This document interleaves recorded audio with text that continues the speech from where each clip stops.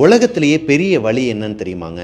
நம்மளை நம்பி இருக்கிறவங்க நமக்கான ஒருத்தவங்களை நம்ம மிஸ் பண்ணுறது தான். அதுவும் அவங்களோட வாழ்க்கையில் ஒரு அமானுஷ்யம் நடந்திருக்கும். அதை நம்ம கிட்ட வந்து ஷேர் பண்ணும்போது நம்ம அதை மெத்தனமாக எடுத்துக்கிட்டு அசால்ட்டாக விட்டுருவோம். ஒருவேளை அவங்க நம்மக்கிட்ட வந்து ஷேர் பண்ணும்போதே அதை நம்ம சீரியஸாக எடுத்துக்கிட்டு அவங்களுக்கு ஒரு சொல்யூஷன் கொடுத்துருந்தோன்னா அந்த நேரத்தில் அவங்கள நம்ம மிஸ் பண்ண வேண்டிய அவசியம் இருந்திருக்காது. இதை உங்களோட லைஃப்லையும் நீங்கள் கண்டிப்பாக அனுபவப்பட்டிருப்பீங்க. யாராச்சும் ஒருத்தவங்க உங்களை பிரிஞ்சு வேற ஒரு இடத்துக்கு போயிருப்பாங்க. இன்னைக்கு நம்ம பார்க்க போகிற ஸ்டோரியில் இதே மாதிரி ஒரு பொண்ணு அவங்க அத்தை பையன் கிட்ட தனக்கு நடந்த ஒரு அமானுஷ்யத்தை ஷேர் பண்ணும்போது அந்த அத்தை பையன் அது எதையுமே காதில் வைக்காம மெத்தனமாக விட்டுறாரு. அதனால் போன ஒரு உயிர் பலி என்ன நடந்துச்சு ரொம்பவே த்ரில்லிங்காகவும் பயங்கரமாகவும் இருந்துச்சு. நான் கேட்கும்போது அதை பற்றின ஒரு தொகுப்பை தான் இன்றைக்கி நம்ம ஸ்டோரியில் பார்க்க போகிறோம். Welcome to our show Devil's kitchen.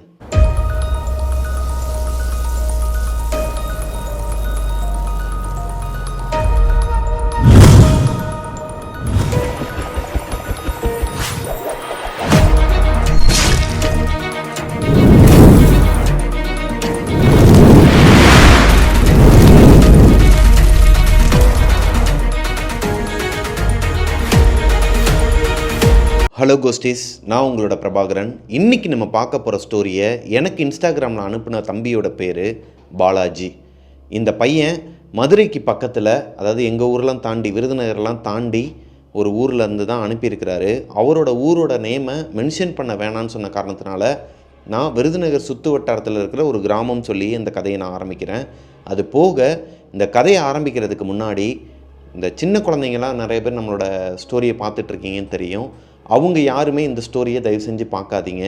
ஏன்னா ரொம்பவே ஒரு மாதிரி கொடூரமாக இருக்கும் நடுவில் போக போக.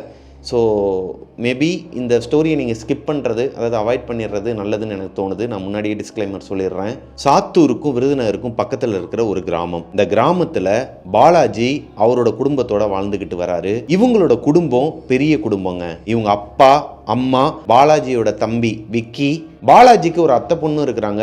அத்தை பொண்ணு இவங்களோட ஏஜ் அதிகமாக இருந்தாலுமே எல்லாருமே ஒன்று மணி நேரம் விளாண்டுக்கிட்டு தான் இருப்பாங்களாம். சின்ன வயசுலேருந்தே அத்தை பொண்ணு தியா, பாலாஜி, அவரோட தம்பி விக்கி, இவங்க 3 பேருமே திக் ஃப்ரெண்ட்ஸாங்க. ஒன்றா தான் விளாடுவாங்களாம், ஒன்றா தான் சுற்றுவாங்களாம். பாலாஜி அவங்க அப்பா கிட்ட எதனா திட்டு வாங்கினாலோ இல்லை அடி வாங்கினாலோ அவங்க அத்தை பொண்ணு தான் வந்து காப்பாற்றுவாங்களாம். அது மாதிரி அவங்க அத்தை பொண்ணு அவங்களுக்கு ஒரு அண்ணன் இருக்கிறான். தியாவுக்கு வந்து ஒரு அண்ணன் இருக்கிறாரு. அவர் வந்து இவங்க கூட சேர மாட்டாராங்க. அவருக்கு தனியாக ஒரு ஃப்ரெண்ட் சர்க்கிள் இருக்குமா, அவங்களோட தான் சுற்றிக்கிட்டு இருப்பாராம். சின்ன வயசில் இவங்க 3 பேர் ஒன்றா இருந்ததை பார்த்து ஊரே கண்ணு வைப்பாங்களாம். என்னடா இது சொந்த பந்தம்னா இப்படி இருக்கணும்டா அப்படிங்கிற மாதிரி வளர்ந்த இந்த 3 பேர் திடீர்னு பிரிய வேண்டிய ஒரு சூழ்நிலை வருது. என்னன்னா, பாலாஜியோட அம்மாக்கும் தியாவோட அம்மாக்கும் சண்டை வருது. ஏதோ ஒரு ஃபேமிலி விஷயத்துல சண்டை போட ஆரம்பிக்கிறாங்க. சண்டை பெருசாகுது. இப்போ அந்த ஊரை விட்டே போறேங்கிறாங்க. அதாவது அந்த ஊர்ல தான் இருந்திருக்கிறாங்க. நான் வந்து திருச்சி பக்கமா போக போறேன். திருச்சிக்கு போயிட்டு இதுக்கப்புறம் யாருமே எங்க வீட்டுக்கு வரக்கூடாது, நாங்களும் உங்க வீட்டுக்கு வர மாட்டோம், ஒட்டும் கிடையாது ஒருவும் கிடையாதுன்னு சொல்லிட்டு பாலாஜி 5th ஸ்டாண்டர்ட் படிக்கும்போது அவங்க அத்தை பொண்ணு தியாவை கூப்பிட்டுட்டு அவங்களோட ஃபேமிலி திருச்சிக்கு போயிடுறாங்க. அதுக்கப்புறமா இவர்கிட்ட கான்டாக்டே கிடையாதான். எப்படி அவங்கள காண்டாக்ட் பண்ணணும் எதுவுமே தெரியல. ஏன்னா அப்பெல்லாம் வந்து இவருக்கு இந்த ஃபோன் யூஸ் பண்ணுறதுக்குலாம் வீட்டில் கொடுக்க மாட்டாங்களாம். ஃப்ரெண்ட்ஸ் கிட்டையுமே ஃபோன் இருக்காதான். அப்போ அது ஒரு காஸ்ட்லியான ஒரு விஷயம் இல்லையா. அவங்க அத்தை பொண்ணு கிட்ட சுத்தமாக காண்டாக்டே கிடையாதாங்க. ரொம்ப வருஷத்துக்கு அப்புறமா, கிட்டத்தட்ட ஒரு 5-6 வருஷத்துக்கு அப்புறமா அவங்களோட அம்மாவே வாண்டடாக வந்து இவங்க கிட்ட பேசியிருக்கிறாங்க. யார்? பாலாஜி அம்மா கிட்ட, தியாவோட அம்மா, அதாவது பாலாஜியோட அத்தை. அவங்க அத்தை முறை தான் வேணும், சொந்தம் தான் எல்லாருமே. அவங்களே வந்து பேசுனது மட்டும் இல்லாமல் அப்போ தான் அத்தை பொண்ணையும் இவர் பார்க்குறாரு. அவங்க அப்போ பிஎட் படிச்சுட்டு இருக்கிறாங்க. ஆனால் பழைய மாதிரி சிரிச்சுக்கிட்டு கலகலப்பா ஒரு ஜாலியான பர்சனாக தியாவை பார்க்கல பாலாஜியும் விக்கியும். ரொம்ப ஒரு மாதிரி நொந்து போய் அழுது கண்ணுலாம் வீங்கி போய் கருவளையம் வந்து எதையோ பறி கொடுத்த மாதிரி உட்கார்ந்துட்டு இருந்திருக்காங்க அந்த பொண்ணு. இருந்தாலும் இவங்க பார்த்தோன்னே எதுவுமே கேட்கல. சரி, எதனா பிரச்சனையா இருக்கும் போல. ஆல்ரெடி பாலாஜியோட மாமா, அதான் தியாவோட அப்பாவுக்கும் அந்த பொண்ணுக்கும் வந்துட்டு அப்பப்போ பிரச்சனை வந்துக்கிட்டே இருக்குமா. தியாவோட அப்பா வந்து ஆட்டோ டிரைவர். அவரு நிறைய ஆட்டோஸ்லாம் வாங்கி விட்டு அதுலேயும் சம்பாரிச்சுட்டு இருக்கிறார். ரொம்ப வருஷத்துக்கு அப்புறமா இந்த குடும்பம் ஒன்று சேருது இல்லையா, குலதெய்வம் கோயிலுக்கு போகலான்னு சொல்லிட்டு பிளான் பண்றாங்க. மதுரைக்கு பக்கத்துல தான் அவங்களோட குலதெய்வம் கோயில் இருக்குதான். குலதெய்வம் கோயிலுக்கு எல்லாருமே சேர்ந்து கிளம்பி போயிருக்கிறாங்க. கார்ல போகும்போதுமே தியாவோட முகம் சரியே கிடையாது. வந்ததுல இருந்து பாலாஜி கிட்டையோ பாலாஜியோட தம்பி விக்கி கிட்டையோ சரியாவே மூஞ்சி கொடுத்து பேசவே இல்லை. சந்தர்ப்பம் வரட்டும் கேட்கலான்னு சொல்லிட்டு அவங்களோட குலதெய்வம் கோயிலுக்கு போயிட்டு கெடா வெட்டி பொங்கல் பந்தல்லாம் வச்சுட்டு பெரியவங்களாம் உட்காந்து ஒன்றா பேசிகிட்டு இருப்பாங்களாம். எப்போவுமே இவங்க சின்ன வயசில் பின்னாடி விளாடுவாங்களாம். ஒரு மரம் மாதிரி இருக்குமா அவங்க குலதெய்வம் கோயிலுக்கு பேக் சைடில் ஒரு வேப்ப மரம் இருக்குமா. இந்த வேப்ப மரத்துக்கு பக்கத்தில் இந்த ப்ளே ஏரியா மாதிரி சின்ன சின்ன அந்த சர்க்கிள், அப்புறம் இந்த ஏத்தலக்கா இறக்கலக்கான்னு சொல்லுவாங்க இல்லையா, அது நாங்கள் சொல்லுவோம், நீங்கள் என்ன சொல்லுவீங்கன்னு தெரில அதுக்கு பேர். அங்கே போய் விளாடலான்னு சொல்லிட்டு கூப்பிட்டு போயிருக்கிறாங்க. அங்கே வந்ததுக்கப்புறமாவும் தியாவோட முகம் சரியே கிடையாது. இப்போ தான் பாலாஜி வாய் விட்டு கேட்குறாரு. பாலாஜி, விக்கி, தியா இவங்க 3 பேர் மட்டும்தான் அந்த ப்ளே ஏரியாவில் இருக்கிறாங்க, பின்னாடி கார்டன் ஏரியாவில். இப்போ பாலாஜி என்னாச்சுன்னு சொல்லி கேட்டதுமே தியா அழுது இருக்கிறாங்க. ஏங்கி அழுக ஆரம்பிச்சிருக்கிறாங்க. இவருக்கு ஒரு மாதிரி தூக்கி போட்டுருக்குது. ஐயோ, அவங்க அப்பாவோ இல்லை என்னோட அப்பாவோ பார்த்துட்டா என்ன ஆகுறது, என்ன பிரச்சனை ஏதுன்னு சொல்லிட்டு மறுபடியும் சண்டை ஆரம்பிச்சிடும். இப்போ தான் ஒன்று சேர்ந்துருக்குறாங்க, அம்மா தாய் அமைதியாக இருன்னு சொல்லிட்டு அங்கேருந்து ஓடுறதுக்கு ட்ரை பண்ணும்போது அவங்க ஒரு விஷயத்த சொல்ல ஆரம்பிக்கிறாங்க. பிஎட் படிக்கிறாங்க இல்லையா தியா, அவங்க ஒரு காலேஜ் ஹாஸ்டலில் தான் தங்கி படிச்சுட்டு இருக்கிறாங்க. திருச்சிக்கு பக்கத்தில் இருக்கிற ஒரு ஃபேமஸான காலேஜ். அங்கே இந்த காலேஜில் ஹாஸ்டலில் தங்கி படிச்சுட்டு இருக்கிறாங்க தியாவுக்கு ஸ்டார்டிங் ஸ்டேஜில் நல்லா தாங்க போயிட்டு இருந்திருக்குது. அங்கே ஃப்ரெண்ட்ஸ்லாம் செட் ஆயிடுறாங்க. காலேஜ் லைஃப் நல்லா தான் போயிட்டு இருக்குது. தியாவோட காலேஜ் ஹாஸ்டலோட அமைப்பு எப்படி இருக்குன்னா, இது ஒரு லேடிஸ் ஹாஸ்டலுங்க. 3 ஃப்ளோர் இருக்குமா. இந்த 3 ஃப்ளோருக்குமே ஒவ்வொரு ஃப்ளோர்லையும் காமனா 5 பாத்ரூம் 5 டாய்லெட் இருக்குமா. அதாவது 5 குளிக்கிற இடம் 5 டாய்லெட் இந்த மாதிரி இருக்குமா. இதுதான் அவங்க ஹாஸ்டலோட அமைப்பு. ஒரு ரூமுக்கு 5 பேர் தங்கலாமா. இவங்களோட ரூம்லையுமே 5 பேர் தான் ஸ்டே பண்றாங்க. மார்னிங்ல இருந்து நைட்டு வரைக்குமே இந்த ஹாஸ்டலே ஒரு மாதிரி மயான அமைதியா சந்தோஷமா அவங்களோட வேலையை பார்த்துக்கிட்டு போகுமாங்க. ஆனால் நைட்டு 1 மணி ஆனால் கரெக்டாக அந்த 5 டாய்லெட் 5 பாத்ரூம் இருக்குன்னு சொன்னாங்க இல்லையா, ஒட்டுக்கா ஒரே இடத்துல தான் இருக்குன்னு சொன்னாங்க இல்லையா. தியா இருக்குது செகண்ட் ஃப்ளோரில் லாஸ்ட்ல தான் பாத்ரூம். அந்த இடத்துல குளிக்கிற மாதிரி சத்தம் கேட்குமாங்க. யாரோ ஒருத்தவங்க இப்படி குளிச்சிட்டு இருக்கிற மாதிரி சத்தம் கேட்குமா. ஒரு நாள் நைட்டு தியா ரெஸ்ட் ரூமுக்கு போயிருக்கிறாங்க. கரெக்டாக 1:30 மணி இருக்குமா. எந்திரிச்சிருக்கிறாங்க. பயமா இருந்திருக்குது. யாரோ குளிக்கிற சத்தம் கேட்குதுன்னு யாரோ ஒருத்தவங்க இருக்கிறாங்க போல. அன்னைக்கு தான் தெரியுது முதல் தடவையா தியாக்கு. சரி, யாரோ ஒரு பொண்ணு குளிச்சிட்டு இருக்கிறா, இந்நேரத்தில் யார் குளிக்கிறா, பரவாயில்ல நமக்கு பயமா இருக்கு, ஒரு பொண்ணு இருக்கிறாங்கிற தைரியத்தில் போயிடலாம்னு சொல்லிட்டு டாய்லெட்டுக்கு போயிருக்கிறாங்க. போய் அவங்க ரெஸ்ட் ரூம் போகும்போது தான் மஞ்சள் தேய்ச்சி குளிச்சாங்கன்னா அந்த மஞ்சளோட ஸ்மெல் எப்படி ஸ்ப்ரெட் ஆகும். அந்த பாத்ரூம் ஃபுல்லாவே மஞ்சள் ஸ்மெல் ஒரு மாதிரி கமகமன்னு வருதாங்க. யாரா அது மிட் நைட் 1:30 மணிக்கு வந்து மஞ்சள் தேய்ச்சி குளிச்சுட்டு இருக்கிறாங்க பாத்ரூம்ல.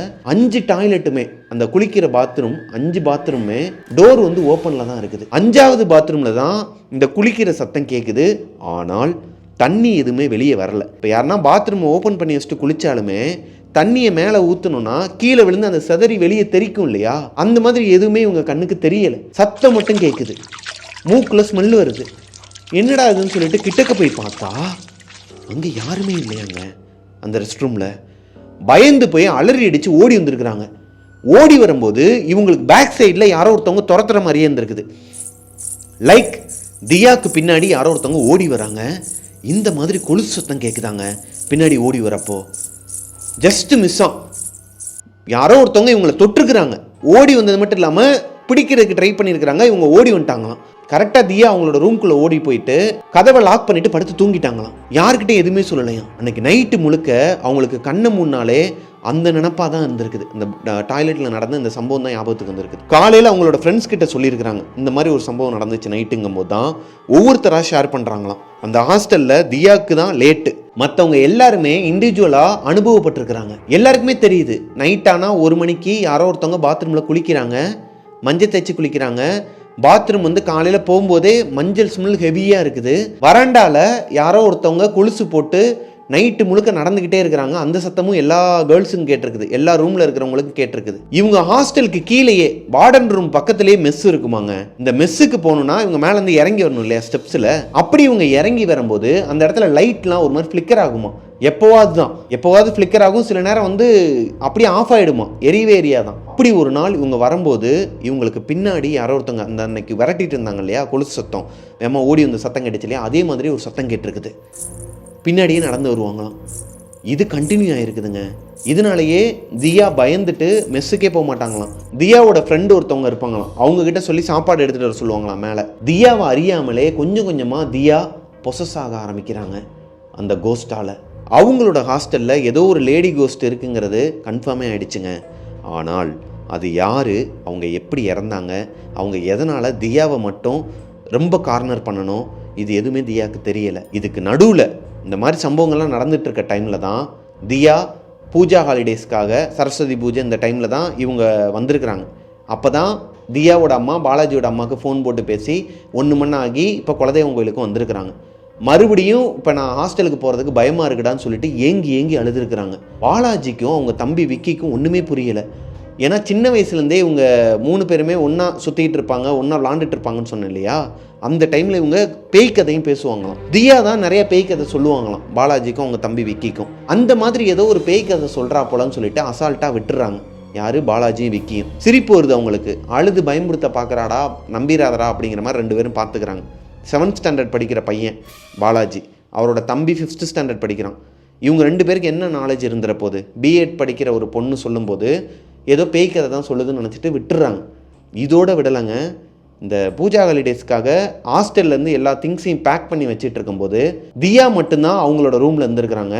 தியாவோட ஃப்ரெண்ட்ஸ் எல்லாருமே கிளம்பி போயிட்டாங்க. தியாவோட ஹாஸ்டலில் எல்லாருமே கிளம்பி போயிட்டாங்க. ஹாஸ்டலே ஒரு மாதிரி மயான அமைதியாக இருந்திருக்குது. தியா மட்டும்தான் பேக்கெல்லாம் வச்சுட்டு உட்காந்துருக்குறாங்க. கீழே வார்டன் ரூமுக்கு கூப்பிட்டுருக்குறாங்க. வார்டன் ரூமில் போயிட்டு பேக்கை வச்சுட்டு வார்டன் ரூமில் வெளியவே உட்காந்துக்கோ அப்படிங்கிற மாதிரி வார்டன் கூப்பிட்டுருக்குறாங்க. சில திங்ஸ் எல்லாம் எடுத்து வச்சுட்டு இருக்கும்போது தியாவுக்கு ரெஸ்ட் ரூம் வந்துருக்குதுங்க. சரி போயிட்டு வந்துடலான்னு சொல்லிட்டு அந்த டாய்லெட்டுக்கு தனியாக போயிருக்கிறாங்க தியா. இப்போது நைட்டு 7 மணி இந்த சம்பவம் நடக்கும்போது தியா யாருக்காக வெயிட் பண்ணிட்டு இருக்கிறாங்கன்னா அவங்க அப்பாக்காக வெயிட் பண்ணிட்டு இருக்கிறாங்க. அவங்க அப்பா ஆட்டோவில் வந்து பிக்கப் பண்ணிக்கிறேன்னு சொன்னனால தான் வெயிட் பண்ணிட்டு இருக்கிறாங்க. இல்லைனா அவங்களே அவங்க ஃப்ரெண்ட்ஸ் கூட சேர்ந்து அவங்க வீட்டுக்கு போயிருப்பாங்க. இப்போ டாய்லெட் போகிறப்போ இந்த மாதிரி ஏதோ ஒரு மரம் அசைகிற சத்தம் கேட்டிருக்குதுங்க. இவங்க டாய்லெட்டில் ஒரு விண்டோ இருக்குமா. இந்த விண்டோக்கு வெளியே எட்டி பார்த்தோன்னா கருவேல மரம்னு சொல்லுவாங்க இல்லையா? அந்த கருவேல மரங்கள்லாம் நிறையா இருக்குமா பேக் சைடில். இந்த மாதிரி மரங்களில் யாராச்சும் ஒருத்தவங்க அதை பிடிச்சி ஆட்டினாங்கன்னா எப்படி சத்தம் கேட்கும்? இல்லை அது மேலே யாருன்னா ஒருத்தவங்க உட்காந்து குதிச்சாங்கன்னா எப்படி சத்தம் கேட்கும்? இந்த மாதிரி ஒரு சத்தத்தை கேட்டிருக்கிறாங்க தியா. தியாவுக்கு ஒரு மாதிரி வேர்த்து கொட்ட ஆரம்பிச்சு ஒரு மாதிரி அடிமனசுலாம் பதற ஆரம்பிச்சிருக்குது. ஏன்னா ஆல்ரெடி இந்த இடத்துல அவங்களுக்கு ஒரு அனுபவம் இருக்குது. இப்போ தனியாக வேற இருக்கிறாங்க. இந்த சத்தம் வேற கேட்டுக்கிட்டே இருக்குது. எட்டி பார்க்கலாமா வேணாமான்னு சொல்லிட்டு மனசுக்குள்ளே ஓடிக்கிட்டே இருக்குது. அவங்கள அறியாமலே அந்த ரெஸ்ட் ரூம் மேலே ஏறி ஜன்னல் வழியாக வெளியே எட்டி பார்த்துருக்குறாங்க. ஒரு பொண்ணு, எனக்கு இப்போவும் ஒரு மாதிரி புல்லரிக்குதுங்க. ஒரு பொண்ணு சுடிதார் போட்டு இந்த மரத்தில், ஒரு பெரிய மரம் இருக்குதான், இந்த கருவேல மரத்துக்கெலாம் நடுவில் ஒரு மரம் இருக்குதான், இந்த மரத்தில் தூக்கு போட்டு தொங்குதாங்க. தூக்கு போட்டு தொங்குறது மட்டும் இல்லாமல் அப்படியே ஆடிக்கிட்டே இருக்குதான். தூக்கில் தொங்கிக்கிட்டே கண்ணை முழிச்சு பார்த்துக்கிட்டு இருக்குதான். கரெக்டாக தியாவை பாயிண்ட் பண்ணி பார்த்துட்டு இருக்குதாங்க. எப்படிங்க இருக்கும்? ஒரு மாதிரி தூக்கி போட்டிருக்குதுங்க தியாவுக்கு. இவங்க ஸ்டன் ஆகி போய் அப்படியே நின்றுருக்குறாங்க. ரொம்ப நேரம் என்ன பண்ணுறதுன்னு தெரியாமல் பயந்து போய் அங்கேருந்து ஓடவும் இல்லை, கத்தவும் இல்லை, அழுகவும் இல்லை. அப்படியே பச்சை கண்ணு எடுக்காமல் பார்த்துக்கிட்டே இருக்கிறாங்க. அந்த உருவம் ஆடிக்கிட்டே இருக்குதான். அது ஒரு கருப்பு உருவமோ அந்த மாதிரிலாம் கிடையாது. ஒரு பொண்ணு திடீர்னு வச்சை கண்ணு எடுக்காமல் பார்த்த அந்த பொண்ணு, தூக்கில் தொங்கிட்டு இருக்கு இல்லையா, அந்த பொண்ணு தியாவை பார்த்து சிரிக்குதாங்க. பயங்கரமாக சிரிக்குதான். இந்த சத்தத்தை கேட்டால் தியாவுக்கு ஒரு மாதிரி உடம்பெல்லாம் நடுங்க ஆரம்பிச்சிருக்குது. அங்கேருந்து ஓடி வந்திருக்கிறாங்க. அவங்களோட லக்கேஜை கூட எடுக்காமல், அதாவது அவங்களோட ட்ரெஸ் எல்லாத்தையும் எடுத்து வச்சிருக்காங்கல்ல பேக் பண்ணி, அதை கூட எடுக்காமல் கீழே ஓடி வந்திருக்கிறாங்க. வார்டனோட ரூமுக்கு ஓடி வந்து சொல்லியிருக்கிறாங்க நடந்ததெல்லாம். மேம் இந்த மாதிரி நான் மேலே ஒரு பொண்ணு தூக்கில் தொங்குறத பார்த்தேன், எனக்கு டெய்லியுமே இந்த மாதிரிலாம் நடக்குது அப்படின்னு சொன்னால் அவங்க அசால்ட்டாக அது ஏமா இதெல்லாம் உன்னோட ஹாலுசினேஷனாக இருக்குமா, நீயே அதெல்லாம் கற்பனை பண்ணிக்காத, நைட் எதனா பேய் கதை பேசியிருப்பீங்களா, அதனால தான் அப்படி, நீ மட்டும் தான் இந்த மாதிரி கம்ப்ளைண்ட் பண்ணுற, இது வரைக்கும் யாருமே கம்ப்ளைண்ட் பண்ணதே கிடையாது. சரி ஓகே நீ இங்கேயே இரு, நான் கிளம்புறேன்ட்டு கிளம்பியிருக்கிறாங்க. நீங்கள் எங்கே மேம் போகிறீங்க?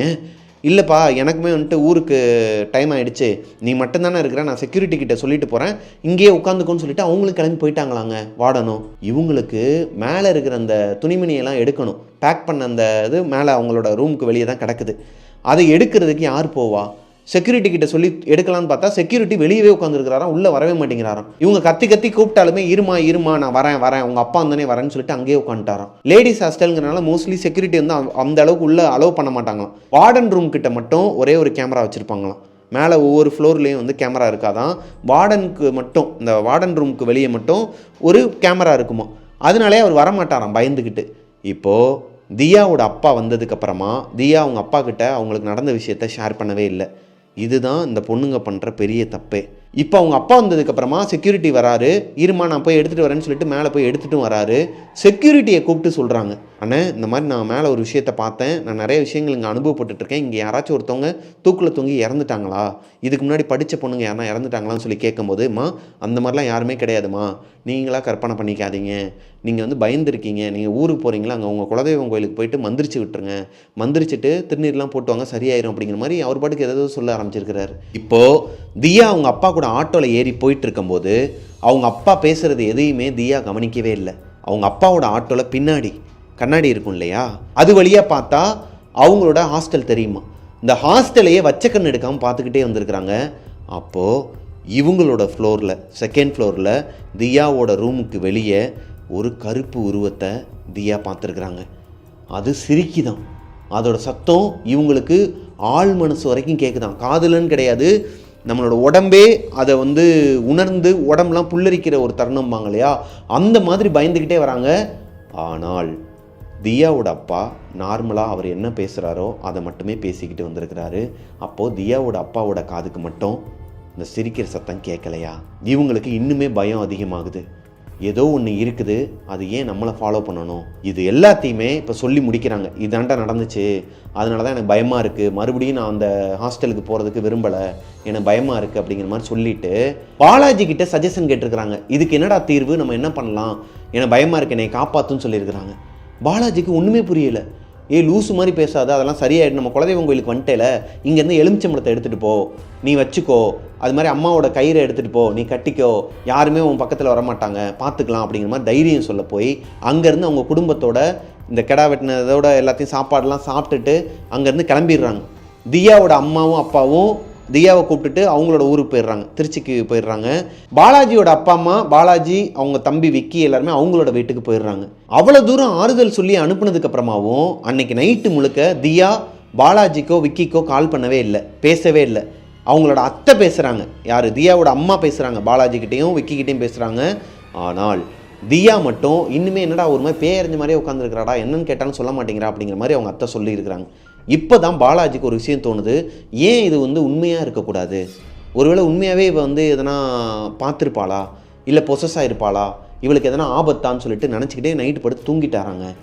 அடுத்த நாள் மதியம் ஒரு 1:30 மணி இருக்குமா, பாலாஜி வீட்டில் பாலாஜியோட அம்மா, அவங்க தம்பி, அப்பா, அம்மா, பாட்டி இவங்க எல்லாருமே ஹாலில் உட்காந்து சாப்பிட்டுட்டு இருக்கும்போது திடீர்னு ஒரு ஃபோன் கால் வருது.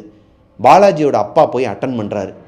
அழுதுகிட்டே ஃபோனை கட் பண்ணிவிட்டு வேகமாக ஓடி வந்து அவங்க பாட்டிக்கிட்டே சொல்கிறார்.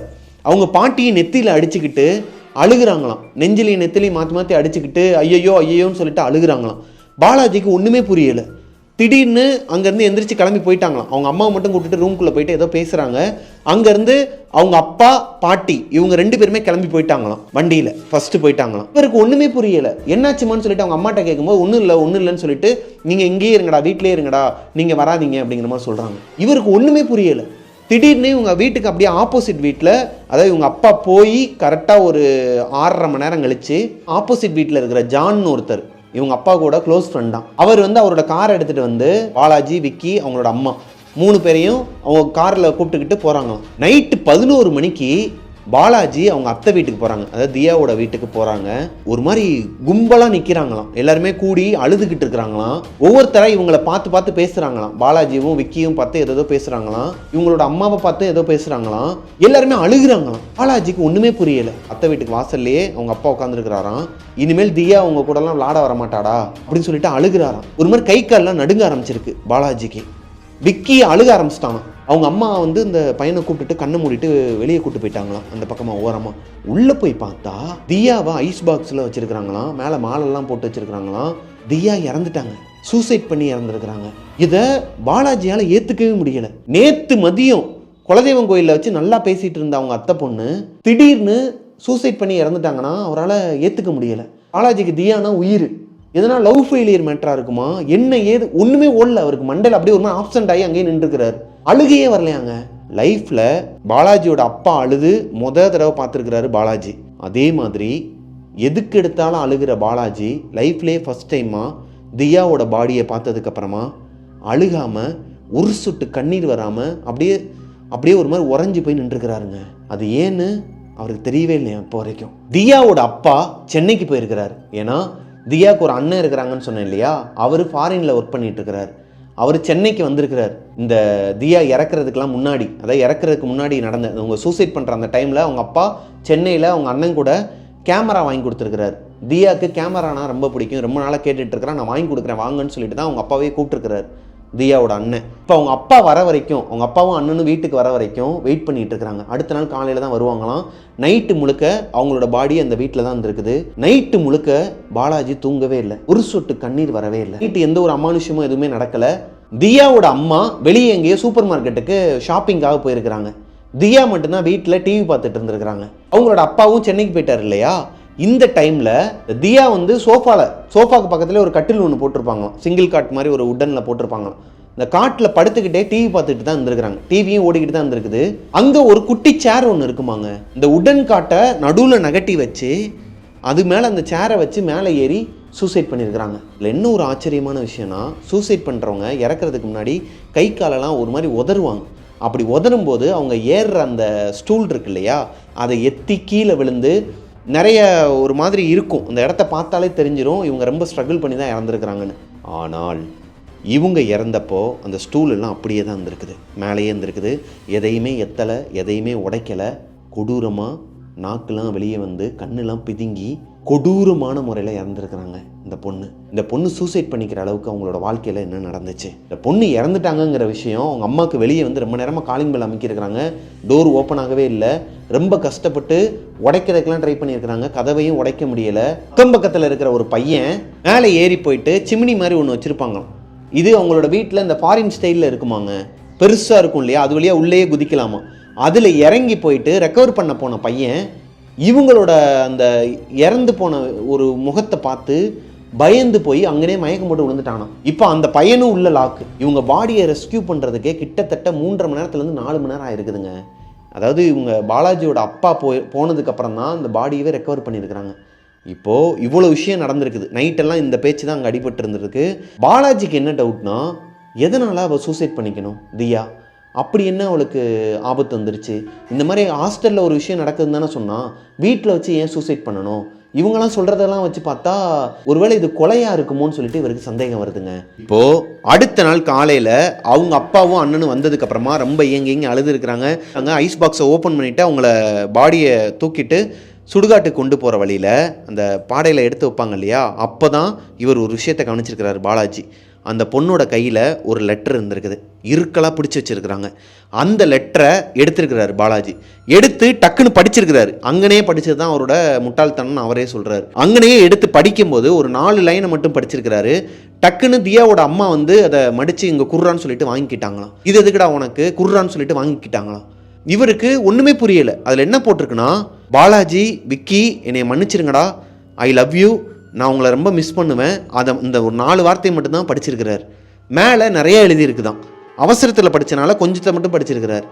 என்ன எழுதியிருக்குன்னு சொல்லிட்டு இவருக்கு ஒரு மாதிரி குறுகுறுன்னு இருந்திருக்குதுங்க.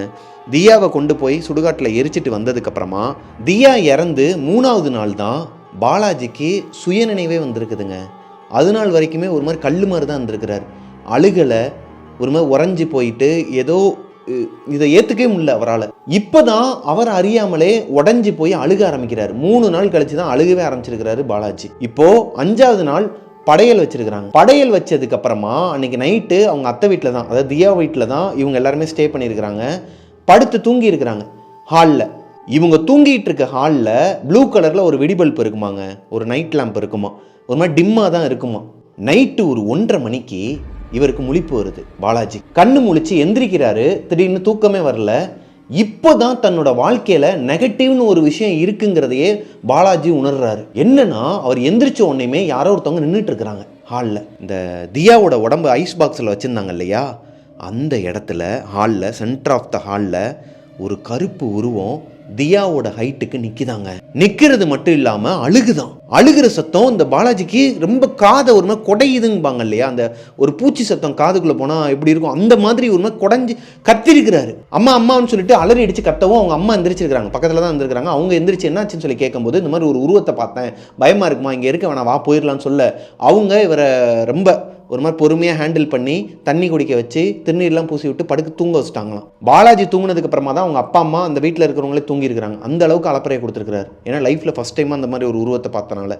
இப்போது அடுத்த நாள் காலையில் எந்திரிச்சதுமே இந்த வீட்டில் இருக்க வேணாமா, ஏதோ ஒன்று இருக்குது, வாங்க போயிடலான்னு சொல்லிட்டு அழுதுருக்கிறார் பாலாஜி. இப்போ அவங்க அத்தை தியாவோட அம்மா என்ன சொல்கிறாங்கன்னா, இப்பா நீங்களும் போயிட்டீங்கன்னா எங்களுக்கு யாருப்பா இருக்கிறான்னு சொல்லிட்டு அழுக ஆரம்பித்ததும் இவங்களோட அப்பா அம்மா, பாலாஜியோட அப்பா அம்மாவும் நாங்கள் இருக்கிறோம், அவனுக்கு வேறு வேலை இல்லை, நாங்கள் இருக்கிறோம்னு சொல்லிட்டு தங்கிட்டாங்களாம். பாலாஜிக்கு தூக்கமே வரல. ஏன்னா முந்தின நாள் நைட்டு தான் ஒரு விஷயம் நடந்திருக்குது. இப்போ மறுபடியும் எதனா ஒன்று இருக்கும், இங்கே தான் ஏதோ ஒன்று இருக்குன்னு சொல்லிட்டு மைண்ட் செட்டில் அவருக்கு தூக்கமே வராமல் முழிச்சிட்டு தான் இருந்திருக்கிறாருங்க. போர்வையை தலை வரைக்கும் இழுத்து மூடிட்டு ஓப்பன் பண்ணவே கூடாது, என்ன சத்தம் கேட்டாலும் என்ன நடந்தாலும் வெளியே மட்டும் வந்துடக்கூடாது, எட்டி பார்த்துடக்கூடாதுன்னு சொல்லிட்டு இருக்கலாம் பிடிச்சிட்டு இருந்திருக்கிறாரு. இவர் காலுக்கு கீழே தான் அந்த ரெஸ்ட் ரூம். தியா ஒரு சிங்கிள் காட் இருக்குன்னு சொன்னேன் இல்லையா, உடன் காட், அதுக்கு பக்கத்தில் ஒரு ரெஸ்ட் ரூம் இருக்குன்னு சொன்னேன் இல்லையா, அந்த ரெஸ்ட் ரூம் பக்கத்தில் தான் இவர் படுத்திருக்கிறார். இவர் காலுக்கு பக்கத்தில் தான் ரெஸ்ட் ரூம். திடீர்னு யாரோ ஒருத்தவங்க இந்த போர்வையை பிடிச்சி உருவுனா இப்படி இருக்கும், பட்டக்குன்னு உருவிட்டாங்களாங்க. பதறி போய் எந்திரிச்சிருக்கிறாரு. எந்திரிச்சு பார்த்தா அந்த போர்வை மொத்தமாக குமிஞ்சு போய் அந்த பாத்ரூம் பக்கத்தில் கிடக்குதான், வாசலில் கிடக்குதான். யாரோ ஒருத்தவங்க இழுத்து விட்டுருக்குறாங்க. பக்கத்தில் பார்த்தா எல்லாருமே நல்லா படுத்து கொரட்டை விட்டு தூங்கிட்டு இருக்காங்களாம். இவருக்கு ஒரு மாதிரி தூக்கி போட்டிருக்குது. ரைட்டு, இன்றைக்கும் வந்துட்டாளா, இன்றைக்கி வந்துட்டா, அதாவது தியாவா இல்லை தியாவை துரத்தின ஆத்மாவாங்கிறது இவருக்கு சந்தேகம். தியாவாவே இருந்தாலும் பயம் தானே, அது ஒரு பேய் தானே இப்போ அப்படின்னு சொல்லிட்டு இப்போ மறுபடியும் அழுதுகிட்டே அவங்க அம்மாவை எழுப்புறாரு. இந்த மாதிரி நான் படுத்திருந்தேம்மா, இந்த மாதிரி எனக்கு நடந்துச்சுமான்னு சொல்லும்போது அவங்க அடித்து தூங்க வச்சிருக்கிறாங்க. பேசாமல் படுத்து தூங்கு, டெய்லி எதனா ஒன்று சொல்லிட்டு இருக்கேன்னு சொல்லிட்டு. இவருக்கு தூக்கமே வரலையாங்க. இருந்தாலும் அழுதுகிட்டே அன்னைக்கு படுத்து தூங்கிட்டாராம். இவர் அழுக ஆரம்பிச்சதுக்கப்புறமா அந்த உருவம் இவரை டிஸ்டர்ப் பண்ணலையாம், படுத்து தூங்கிட்டாராம். அடுத்த நாள் காலையில் எந்திரிச்சதுமே தியாவோட அம்மா, அதாவது இவங்களோட அத்தை ஒரு டெய்லர் மிஷின் வச்சுருப்பாங்களாம். அதுக்கு அடியில் ஒரு பாக்ஸ் மாதிரி இருக்குமாங்க, எனக்கு தெரியாது, டெய்லர் மிஷினில் அந்த பாக்ஸ் மாதிரி ஒன்று இருக்குன்னு சொன்னார். அந்த பாக்ஸ்க்குள்ளே ஒரு லெட்டரை பார்த்துருக்கிறாரு. ஆல்ரெடி அந்த லெட்டரை அங்கே தான் அவங்க வைக்கிறாங்கங்கிறது தெரிஞ்சிருக்குது. அந்த லெட்டரை யாருக்கும் தெரியாமல் எடுத்துகிட்டு மொட்டை மாடிக்கு ஓடி போய் உட்காந்து படிச்சுட்டு இருந்திருக்கிறாருங்க. இந்த லெட்டரை கையில் எடுத்துகிட்டு மொட்டை மாடிக்கு ஓடும்போது இவருக்கு பின்னாடியே யாரோ ஒருத்தவங்க ஓடி வரதை இவரால் உணர முடிஞ்சிருக்குது. அங்கே மொட்டை மாடியில் போய் உட்காரும் போதும் இவர் பக்கத்துலேயே யாரோ ஒருத்தவங்க உட்கார்ந்துருக்க அந்த ஃபீல் இருந்திருக்குது. பயந்து பார்த்துக்கிட்டே இருந்திருக்கிறாரு. நமக்குமே அந்த ஃபீல் இருக்குங்க. திடீர்னு நம்ம பக்கத்தில் யாருன்னா ஒருத்தவங்க நிற்கிறாங்க, இல்லை யாராச்சும் ஒருத்தவங்க இருக்கிறாங்கன்னா நம்மளால் அதை ஃபீல் பண்ண முடியும். எத்தனை பேருக்கு அந்த மாதிரி ஃபீல் பண்ணியிருக்கீங்கன்னு தெரில, கீழே கமெண்ட்டில் சொல்லுங்கள். அதே மாதிரி தான் அந்த பையனுக்கும் இருந்திருக்குது. பாலாஜி அந்த லெட்டரை படிக்க ஆரம்பிக்கும் போது அழுக ஆரம்பிச்சிருக்கிறார். அதில் என்ன போட்டிருக்குன்னா, தியா எழுதின லெட்டர். அதில் என்ன போட்டிருக்குன்னா, என்னால் யாரும் சாக வேணாம், நானே செத்துடுறேன், அவள் கண்டிப்பாக யாராச்சும் ஒருத்தரோட உயிரை எடுத்துருவா, ஒன்று என் உயிரை எடுப்பா, இல்லைனா எனக்கு ரொம்ப பிடிச்சவங்களோட உயிரை எடுப்பா, அதை என்னால் ஏற்றுக்க முடியாது, அவளுக்கு தேவை என்னோடய உயிர் தானே, நானே செத்துடுறேன், நீங்கள் யாருமே என்னை நினச்சி கவலைப்பட வேணாம், நான் இந்த ஹாஸ்டல் இருக்கு இல்லையா, அங்கே இருக்கிற கேர்ள்ஸுக்கெலாம் இது தெரியணும், நான் எதனால் இறந்தேங்கிறது, அங்கே இருக்கிற வார்டன்கிட்ட அந்த காலேஜ் நிர்வாகத்துக்கிட்டலாம் இதை கொண்டு போய் சேருங்க, அந்த ஹாஸ்டலில் ஒரு ஆத்மா சுற்றிக்கிட்டு இருக்கு, அவள் அந்த ஹாஸ்டலுக்கு வெளியே தான் இருக்கிறா, அவள் அந்த ஹாஸ்டலையே சுற்றி தான் வரா, அங்கே பெரிய ஆபத்து இருக்குது, அவள் கண்டிப்பாக என்னை விட்டு போக மாட்டாங்கிறது எனக்கு தெரியும், என்னை டிஸ்டர்ப் பண்ணுறா, எனக்கு தூக்கம் இல்லை, என்னை கொஞ்சம் கொஞ்சமாக கொண்டுகிட்டு இருக்கிறா, அதுக்கு நான் ஒரேடியாக செத்துடுறேன், என்னை மன்னிச்சிருங்கடா, உங்களெல்லாம் நான் ரொம்ப மிஸ் பண்ணுறேன், லவ் யூ ஸோ மச் சொல்லிட்டு பாலாஜிக்கும் விக்கிக்கும் இந்த லெட்டரை எழுதி வச்சுட்டு அவங்க குடும்பத்துக்கும் சேர்த்து எழுதி வச்சுட்டு தான் அந்த பொண்ணு இறந்துருக்குறாங்க. இதை படித்ததுக்கப்புறமா தான் பாலாஜிக்கு ஒரு விஷயம் தெரியுது. அன்னைக்கு அவங்க குலதெய்வம் கோயிலில் வச்சு சொல்லும் போதே இதை சீரியஸாக எடுத்திருந்தா அப்போவே அவங்க அப்பா அம்மா கிட்டே போயிட்டு பாலாஜி சொல்லியிருப்பார். ஏன்னா தியா இப்போ வரைக்குமே அவங்க அப்பாக்கிட்டே அம்மாக்கிட்டே இதை ஷேர் பண்ணலை. அது தியாவோட தப்பு. தன்னோட பேரண்ட்ஸ் கிட்ட இதை பார்த்துட்டு இருக்க யாராக இருந்தாலும் சரி, உங்களுக்கு எதனா ஒரு அமானுஷ்யமோ இல்லை எதனா ஒரு ஆபத்தோ, வெளியே எதனா பேயாலையோ இல்லை எந்த நாயாலையோ உங்களுக்கு ஆபத்து வந்துச்சுன்னா உங்களை சேர்ந்த ஒரு 4 பேர் 40 பேர்கிட்ட அதை சொல்லி வைக்கிறதுல தப்பே கிடையாது. முக்கியமாக அப்பா அம்மா கிட்ட எதுனாலும் சொல்லுங்கள். இந்த ஸ்டோரியை பார்த்துட்டு இருக்கவங்களுக்கு இது ஒரு அவேர்னஸாக இருக்கும்னு நான் நம்புகிறேன். இவங்க எதுவுமே சொல்லாமல் இறந்து போனனால தான் பாலாஜி எப்போ தியா எழுதின அந்த லெட்டரை படித்தாரோ அப்போத்துலேருந்தே தியா அவர் கூடயே இருந்திருக்கிறாங்க. இதை பாலாஜியால் உணர முடியுமா? யாரோ ஒருத்தவங்க பின்னாடி ஓடி வராங்கன்னு சொன்னார் இல்லையா, அதுவுமே தியா தானா. எப்படி சொல்கிறாருன்னா, இவர் ஒரு தடவை கம்மாக்கரையில் குளிச்சிட்டு இருந்திருக்கிறார் அவங்க ஊரில். இந்த சம்பவம்லாம் நடந்து அடுத்து அவங்களோட ஊருக்கு போயிடுறாங்க. கம்மாக்கரையில் குளிச்சிட்டு இருக்கும்போது தண்ணியில் முங்க வேண்டிய சூழ்நிலை வருதுங்க அவருக்கு. அப்பன்னு பார்த்து யாரோ ஒருத்தவங்க அவரோட தலையை பிடிச்சி மேலே தூக்கணுமா இருந்திருக்குது. லிட்ரலி அது ஒரு பொண்ணோட கைதாங்கிறது இவருக்கு தெரியுமா. பிடிச்சி தூக்கி இருக்கிறாங்க மேலே பார்த்தா யாருமே இல்லை, இவர் மட்டும்தான் குளிச்சிட்டு இருந்திருக்கிறாரு. அவங்க தம்பி வெளியே இருந்திருக்கிறான். இவர் குளிச்சிட்டு இருக்கிறார், உள்நீச்சல் அடிக்கிறார் போல நினச்சிட்டு அவனும் எதுவுமே கண்டுக்காமல் இருந்திருக்கிறான். யார்? விக்கி. இப்போது பாலாஜியை காப்பாற்றினது தியா தான் அப்படிங்கிறாரு. பைக்கில் போயிட்டு இருக்கும்போது ஒரு சரியான ஆக்சிடென்ட் ஆக வேண்டியதாங்க. அப்பன்னு பார்த்து யாரோ ஒருத்தவங்க நல்லா தெரியுதாங்க, லிட்ரலி இவரோட பைக்கு பக்கத்துலேருந்து இப்படி இடிச்சா இப்படி இருக்கும், அப்படி இடித்து இவர் பக்கத்தில் அந்த தண்ணிக்குள்ளே போய் விழுந்தலைன்னா இவருக்கு என்ன வேணாலும் நடந்திருக்குமா, கல்லில் அடித்து மண்டை உடஞ்சிருக்குமா. இதே மாதிரி சின்ன சின்ன ஆக்சிடென்ட் நடக்கும்போதெல்லாம் ஒன்று மண்ணில் விழுவாராம், இல்லை தண்ணியில் விழுவாராம். கல்லுலையோ இல்லை பக்கத்தில் இருக்க அந்த மயில்கல் மாதிரிலாம் வச்சுருப்பாங்களே அதிலலாம் இடிக்க வேண்டியதான். இதுலேருந்து காப்பாற்றுறதே என்னை வந்து தியா தான் அப்படிங்கிற மாதிரி சொல்கிறாரு. தியா கடைசியாக எழுதின அந்த லெட்டர் பாலாஜி கிட்ட இருக்கிறனால தான் தியா வந்து தன்னோட கூடையே இருந்திருக்கிறாங்கிறத அவர் எப்போ உணர்றாருனா, பாலாஜியோட தம்பி விக்கி அவங்க அப்பா கிட்ட போயிட்டு, அப்பா இந்த மாதிரி தியா எழுதின லெட்டரை வந்து இவன் வச்சுக்கிட்டு சுற்றுறான்ப்பா அப்படிங்கும்போது அவர் வந்து அதை வாங்கி கிழிச்சு எரிச்சிட்டாராம். இதெல்லாம் எதுக்குடா, என்னடா பண்ணிக்கிட்டு இருக்க அப்படின்னு சொல்லிட்டு எரிச்சிட்டாராம். அது போக தியாவோட அம்மாவும் அப்பா கிட்டேயும் சொல்லியிருக்கிறார். ஆல்ரெடி அவங்க அப்பா அம்மாவுக்கு தெரிஞ்சு அவங்க அந்த ஹாஸ்டல்லையும் வார்ன் பண்ணி அங்கே சில ஹோமம் இதெல்லாம் பண்ணி நிறைய விஷயங்கள் போயிட்டு இருந்திருக்கு இடைப்பட்ட நேரத்தில். அப்போது இவங்களுக்கு ஏதோ ஒரு அமானுஷத்தால் தான் தன்னோட குழந்தை இறந்துட்டாங்கிறதையும் தெரிஞ்சிருது தியாவோட வீட்டில். இப்போது இந்த லெட்டரை வாங்கினதுக்கப்புறமா தியாவோட ஆத்மா இவர்கிட்ட இருந்து போயிருச்சாங்க. அதாவது இவர் கூட இல்லையாம். அடுத்து தியாவை உணரவே முடியலையாம் இவரால். நாட்கள் கழியுது, வாரங்கள் கழியுது, வருஷங்கள் கழியுது. ஒரு 4-5 வருஷத்துக்கு அப்புறமா பாலாஜி 12th ஸ்டாண்டர்ட் முடிக்கிறாரு. 12th ஸ்டாண்டர்ட் முடிச்சு லீவ் டைமில் அவங்க ஏரியாவில் உட்காந்து இந்த பப்ஜி விளாண்டுட்டு இருப்பாராங்க. பப்ஜி தனியாக விளாட மாட்டாராம். அவரோட தம்பி விக்கி இருக்கார் இல்லையா, அவர் அவங்களோட ஃப்ரெண்ட்ஸ் 2 பேர் 4 பேரும் வெளியே உட்காந்து விடிய விளாண்டுட்டு இருப்பாங்களாம். அப்படி தான் அன்றைக்கி ஒரு நாள் மிட் நைட் ஒரு 2 மணிக்கு அவங்க வாசலில் உட்காந்து விளாண்டுட்டு இருந்திருக்கிறாங்க. ஏன்னா பாலாஜியோட அப்பாவும் அம்மாவும் ஒரு ஃபங்க்ஷன் விஷயமா பாட்டி இறந்துடுறாங்க. இந்த இடைப்பட்ட காலத்தில் அவங்களோட பாட்டி இறந்துடுறாங்க. பாலாஜியோட பாட்டி, அப்பா அம்மா 2 பேருமே ஒரு ஃபங்க்ஷனுக்காக வெளியூருக்கு போயிருக்கிறாங்க. 2 நாள் ஆகும் வரதுக்கு. வீட்டில் பாலாஜியும் விக்கியும் மட்டும்தான் இருக்கிறாங்க. அப்படி இருக்கும் பட்சத்தில் 2 பசங்களை கூப்பிட்டு வச்சுக்கிறாங்க வீட்டிலையே. அவங்க வீட்லேயும் தண்ணி தெளிச்சு விட்ருவாங்க போல், கேட்க மாட்டாங்க போல். இவங்க வீட்டிலே தான் இருந்துருக்குறாங்க. நைட்டு 2 மணிக்கு வெளியே வாசலில் உட்காந்து விளாண்டுட்டு இருந்துருக்குறாங்க. திடீர்னு ஒரு கருகுன ஸ்மெல் வருது. இந்த எரிஞ்சு தீஞ்சு போனால் ஒரு ஸ்மெல் வரும் இல்லையா, அந்த மாதிரி ஒரு ஸ்மெல் வருது பாலாஜிக்கு. ரொம்ப நேரமாக கவனிக்காமல் அந்த ப்ளே பண்ணுறதுலே இருந்திருக்கிறாரு, கேம் ப்ளே பண்ணுறதுலே இருந்திருக்கிறாரு. பக்கத்தில் இருக்க பசங்களாம் பேச ஆரம்பிச்சிருக்கிறாங்க. என்னடா அது ரொம்ப நேரமாக ஒரு மாதிரி கருகுன ஸ்மெல் வருது, என்னடா சொல்கிற, அப்போ எனக்கு மட்டும் வரலையா, உங்களுக்கும் வருதா? இதில் என்ன ஒரு விஷயம்னு பார்த்துக்கிட்டிங்கன்னா, இவங்க வீட்டுக்கு பக்கத்து வீட்டில் ஒரு பாட்டி மண்ணெண்ணை ஊற்றி கொளுத்தி எரிஞ்சிருக்கிறாங்க. அவங்க வீட்டில் என்ன பிரச்சனைலாம் தெரியல. அவங்க இறந்து போய் 2 நாள் தான் ஆகுது. இவங்களுக்கு வர ஸ்மெல்லுமே ஒரு மாதிரி மண்ணெண்ணையை ஊற்றி கொளுத்திக்கிட்டாங்கன்னா ஒரு பாடி எரிஞ்சால் என்ன ஸ்மெல் வருமோ அந்த மாதிரி கருகின ஸ்மெல் தான் வருது.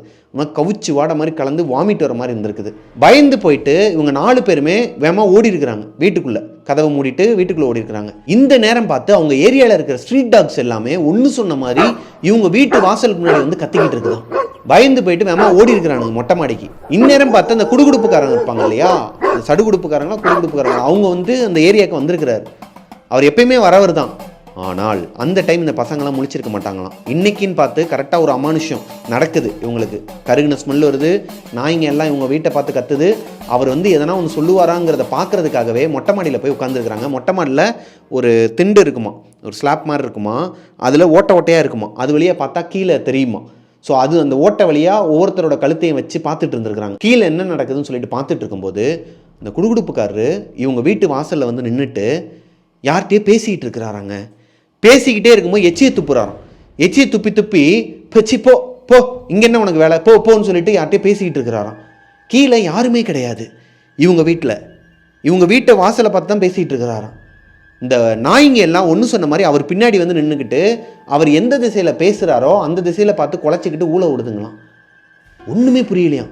லைட்டாக எட்டி பார்த்துருக்குறாங்க. இன்னும் கொஞ்சம் தலையை வெளியே விட்டு எட்டி பார்த்தா ஒரு கருப்பு உருவமாங்க. ஒரு கருப்பு உருவம், தியாவோட உருவம் கிடையாது, இது ஒரு கருப்பு உருவம். கருகருன்னு ஒரு மாதிரி எரிஞ்ச மாதிரி அந்த குடுகுடுப்புக்காரர் கூட நின்று பேசிக்கிட்டு இருக்குதாங்க. நின்றுட்டு இருக்குதான் அந்த உருவத்து கூட தான் இவர் பேசிக்கிட்டு இருக்கிறாராம். இந்த பசங்களுக்கு ஒரு மாதிரி தூக்கி போட்டிருக்குது.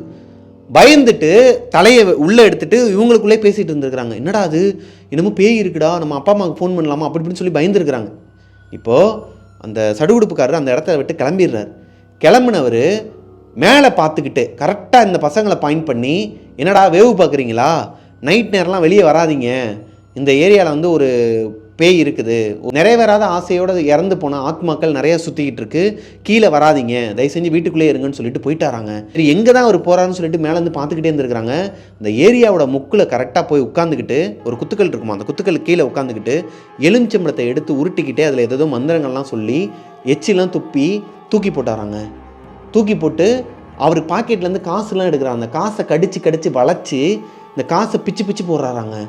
ஆல்ரெடி பிஞ்சு போன காயின்லாம் இருக்கும் இல்லையா, அந்த தண்டவாளத்துக்கு நடுவில் வச்சா உடஞ்சும்பாங்களே, அந்த மாதிரி பிஞ்சு போன காயின்லாம் ஒரு 10 காயினை எடுத்து அந்த ஏரியாவில் ஒரு மாதிரி சதற விட்டுருக்கிறாரு. இந்த ஏரியாவில் நிறைய ஆத்மாக்கள் சுற்றுது, ஜாக்கிரதையாக இருங்கன்னு சொல்லிட்டு அலர்ட் பண்ணியிருக்கிறாரு. இந்த குடுகுடுப்புக்கார நைட் இருந்தால் கத்துவாங்க இல்லையா, நல்ல காலம் பிறக்குதுன்னு, அந்த மாதிரி அந்த ஏரியாவில் இருக்கிறவங்க எல்லாருக்குமே கேட்குற மாதிரி அலர்ட் பண்ணியிருக்கிறாரு. அடுத்து இந்த சடுகுடுப்புக்காரன் வந்துட்டு போய் அடுத்து ஒரு வாரத்திலேயே இவங்களோட ஊர் திருவிழாவாம். இந்த ஊர் திருவிழா அப்போது ஒரு பெரிய யாகம் நடத்துகிறாங்க. அந்த ஏரியாவில், இவர் இருக்கிற ஏரியாவில் ஒரு பெரிய யாகம் நடத்துகிறாங்க. அந்த அம்மனோட அபிஷேக தண்ணியெல்லாம் எடுத்துகிட்டு வந்து இந்த ஏரியா முழுக்க தெளிக்கிறாங்க. அப்போ தான் இந்த பசங்களுக்கு ஒரு விஷயம் புரியுது, இவங்களுக்கு மட்டும் இந்த கருப்பான உருவம் தெரியலை, கருகுன ஸ்மெல்லு வரல. அந்த ஏரியாவில் இருக்கிறவங்க எல்லாருமே அந்த கருப்பு உருவத்தை பார்த்துருக்குறாங்க. அவங்க எல்லாருமே சொல்கிறது அந்த பாட்டியை தான். இந்த பாட்டி தான் நிறைவேறாத ஆசையோடு இறந்துட்டாங்க, தன்னோட பசங்கள்லாம் தன்னை பார்த்துப்பாங்க அப்படின்னு ஏங்கிக்கிட்டு இருந்தாங்க. ஆனால் யாருமே கண்டுக்கலை, இவங்களுக்கும் கடன் பிரச்சனை அதிகமானால கொளுத்திக்கிட்டு இறந்துட்டாங்க. அவங்களோட ஆத்மா தான் இந்த ஏரியாவில் சுற்றிக்கிட்டு இருக்கு நிறைவேறாத ஆசையோட அப்படிங்கிற மாதிரிலாம் சொல்கிறாங்க. வெளியூர்லேருந்துலாம் நிறைய மந்திரவாதிகளை கூட்டு வந்திருக்கிறாங்க. ஐ மீன் இந்த மந்திரம் சொல்லி இந்த பேயை கட்டுப்படுத்துகிறவங்க இவங்கள மாதிரி ஆட்களெல்லாம் அந்த ஏரியாவுக்கு கூட்டு வந்திருக்கிறாங்க. ரொம்ப ஜெகஜோதியாக இருந்திருக்குதுங்க இந்த ஏரியாவே. அப்போ தான் தெரிஞ்சிருக்குது இந்த ஏரியாவில் எவ்வளோ பெரிய பிரச்சனை நடந்துகிட்டு இருக்குன்னு. இந்த பசங்களுக்கு பப்ஜி விளாண்டுட்டு இருந்த 4 பசங்களுக்கும் இப்போது அந்த விரட்ட வந்தவங்க என்ன சொல்கிறாங்கன்னா, யாகம் பண்ண வந்தவங்க இந்த ஏரியாவில் ஒரு பேய் கிடையாது, 3 பேய் இருந்திருக்குது. அதாவது 3 ஆத்மா நிறைவேறாத ஆசையோடு சுற்றிட்டு இருக்க 3 ஆத்மா. 2 ஆக்சிடென்ட் கேஸு, 2 பேர் வந்து அந்த ஏரியாவிலே இறந்துருக்கிறாங்க. ஆக்சிடெண்ட்டில் இறந்தவங்க 3 மாதத்துக்கு முன்னாடி ஒரே நாளில் 2 பேர் இறந்துருக்கிறாங்க அந்த ஏரியாவை சேர்ந்தவங்க வெவ்வேறு இடத்துல ஆக்சிடெண்ட்டில். இப்போது அவங்களோட ஆத்மாவும் இந்த பாட்டியோட ஆத்மாவும் இந்த ஏரியாவில் தான் சுற்றிட்டு இருக்குன்னு சொல்லிட்டு கோவிலேருந்து தீர்த்தம்லாம் எடுத்துகிட்டு வந்து தெளித்து விட்டுருக்குறாங்க. மஞ்சள் தண்ணிலாம் தெளித்து கோமியத்தெல்லாம் கலந்து எல்லாரோட வீட்டு வாசலில் வீட்டுக்குள்ளே எல்லாத்துலேயுமே எல்லாரோட வீட்டுக்குமே வந்து இந்த மாதிரி ஒரு சின்னதாக யாகம் பண்ணி அடுத்த கொஞ்ச நாளுக்கு அப்புறமா தான் இந்த ஏரியாவில் அந்த பிரச்சனை கொஞ்சம் கொஞ்சமாக போயிருக்குதுங்க. அது வரைக்குமே டிஸ்டர்பன்ஸ் இருக்குமா, யாரோ ஒருத்தவங்க அழுகிற சத்தம் கேட்குமா, நைட் ஆனாலே 3 பேர் சேர்ந்து ஒப்பாரி வச்சா அப்படி இருக்கும், அந்த மாதிரி இருக்குமாங்க. நைட்டு 12 மணிலேருந்து 1 மணி வரைக்கும் பயமாக இருக்குமா, அப்படி ஈரக்குளம்லாம் நடுங்குமா. குழந்தைங்கள்லாம் பயப்படுறாங்கன்னு சொல்லிட்டு நிறைய பேரண்ட்ஸ் வந்து அந்த ஏரியா விட்டே காலி பண்ணி போயிட்டாங்களாம். இப்போது அவங்க ஏரியாவில் எந்த பிரச்சனையும் கிடையாது. அந்த யாகம்லாம் பண்ணதுக்கப்புறமா எல்லாரோட வீட்லேயுமே வெளியே அவங்கவுங்க இஷ்ட தெய்வம், இப்போ ஜீசஸ் கிறிஸ்டினாக இருக்கிறாங்கன்னா வெளியே வந்துட்டு அவங்களோட ஒரு டாலரோ ஏதோ சம்திங் வந்து வச்சுருப்பாங்களாம். இந்த மாதிரி எல்லாருமே அவங்கவுங்க மதத்துக்கு ஏற்ற மாதிரி அவங்கவுங்க நம்பிக்கைக்கு ஏற்ற மாதிரி அவங்கவுங்க வீட்டுக்கு வெளியே ஒரு விஷயத்த வச்சுருப்பாங்களாம். அதுக்கப்புறமா அந்த ஏரியாவில் எந்த ஒரு அசம்பாவிதமோ அமானுஷமோ நடக்கலையாங்க. அவ்வளோதாங்க, இந்த ஸ்டோரி இதோட முடியுது. பாலாஜி என்கிட்ட அவரோட பேர் பாலாஜி விக்கி தியா கிடையாது, இது எல்லாமே புனைப்பெயர்கள் தான். அவரோட நேமையும் அவங்களோட அத்தை பொண்ணு நேமையும் வந்து மென்ஷன் பண்ண வேணான்னு சொன்ன காரணத்தினால நான் ஊர்லேருந்து எல்லாமே வந்து புனைப்பெயர்களாக தான் சொல்லியிருக்கிறேன். இந்த கதை உண்மையாகவே நடந்த ஒரு சம்பவம். அதை என்கிட்ட பாலாஜி சொன்னதை உங்ககிட்ட நான் என்னோட நரேஷனில் ஒப்படைச்சிட்டேன். இந்த ஸ்டோரி உங்களுக்கு பிடிச்சிருக்குன்னு நம்புகிறேன். இந்த ஸ்டோரி உங்களுக்கு பிடிச்சிருந்துச்சுன்னா லைக் பண்ணிடுங்க. உங்களோட வீட்லேயும் இதே மாதிரி எதனா அமானுஷம் நடந்திருக்குது, அதை என்கிட்ட ஷேர் பண்ணணும், நம்ம சேனலில் அதாவது நம்ம ஷோவில் நான் சொல்லணும் இந்த ஸ்டோரி அப்படின்னா பிரபாகரன் அஃபிஷியல் மிஸ்டர் பிரபாகரன்கிற இன்ஸ்டாகிராம் ஐடிக்கு எனக்கு வந்து இன்பாக்ஸ் பண்ணுங்கள். ஃபேஸ்புக்லேயுமே பிரபாகரன் அஃபிஷியல் பிரபு விஜே இந்த 2 ஐடியிலையுமே எங்கே வேணாலும் நீங்கள் வந்து எனக்கு அனுப்பலாம், மெசேஜ் அனுப்பலாம். ஏன்னா நிறைய பேர் வந்து இன்ஸ்டாகிராம் இல்லை ஃபேஸ்புக் தான் இருக்குன்னு சொல்லியிருந்தீங்க. என்னோட ஃபேஸ்புக் அக்கௌண்ட்டோட லிங்க்குமே நான் கீழே டிஸ்கிரிப்ஷனில் கொடுக்குறேன். நீங்கள் ஃபேஸ்புக்லேயும் அனுப்பலாம், இன்ஸ்டாகிராம்லேயும் அனுப்பலாம். மிஸ்டர் பிரபாகரன் யூடியூப் சேனலை சப்ஸ்கிரைப் பண்ணிடுங்க, பக்கத்தில் இருக்க பெல் ஐக்கானை தட்டி விட்டுருங்க. நெக்ஸ்ட்டு ஒரு சூப்பரான ஸ்டோரியில் உங்களை மீட் பண்ணுற வரைக்கும் பாய். இப்போ ரீசெண்டாக வந்து நம்ம ஒரு அவார்டு வாங்கியிருந்தோம். இந்த அவார்ட் ஃபங்க்ஷனுக்கு நம்மளோட கோஸ்டிஸ் நிறைய பேர் வந்திருந்தீங்க. ஆம்பாஸ் கைவாக்னு சொல்லிட்டு இங்கே நுங்கம்பாக்கத்தில் இருக்குது, அங்கே வச்சு தான் நடந்தது அவார்ட் ஃபங்க்ஷன். ஸோ நமக்கு பெஸ்ட்டு என்டர்டெய்னிங் கப்புள்னு சொல்லிட்டு அவார்ட் கொடுத்துருக்குறாங்க, எனக்கும் அஞ்சலிக்கும். ரொம்பவே சந்தோஷமாக இருந்துச்சு. நிறைய பேர் கோஸ்டிஸ் வந்து எனக்கு மெசேஜ் அனுப்பியிருந்தாங்க, சாரிண்ணே எங்களால் வர முடியலன்னு சொல்லிட்டு. நீங்கள் அன்பு கொடுக்குறீங்களா, அதுவே எங்களுக்கு போதும். உங்களோட அன்பு தான் எங்களை அங்கே போய் நிறுத்திருக்கு.